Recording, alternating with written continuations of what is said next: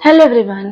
आज आपण बघणार आहोत ज्यांचा मुलांक 1 आहे त्यांच्यासाठी पुढच्या 15 दिवसांमध्ये घटना कशा घडणार आहेत, तेव्हा त्यांचा ॲटिट्यूड कसा असायला हवा, रोडमॅप कसा असायला हवा ते आपण बघणार आहोत. It will cost you.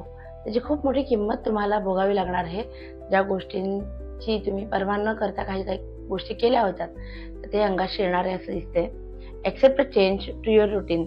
काही घटनांमुळे तुमच्या डेली रुटीन चेंज होणार आहे असं दिसते. आणि try to make unlikely solution. सर्वच जण उत्तर शोधून काढतात, तसं उत्तर काढू नका. काहीतरी वेगळ्या मार्गाने तुम्हाला योग्य पर्याय नक्कीच सापडेल. It is something you won't forget. म्हणजे अशा काही घटना घडतील की ज्या तुम्ही कधीच विसरू शकणार नाही या येणाऱ्या 15 दिवसात. आणि keep it to yourself. म्हणजे जे घडणार आहे ते फक्त तुमच्यापुरता मर्यादित ठेवा. Thank you so much.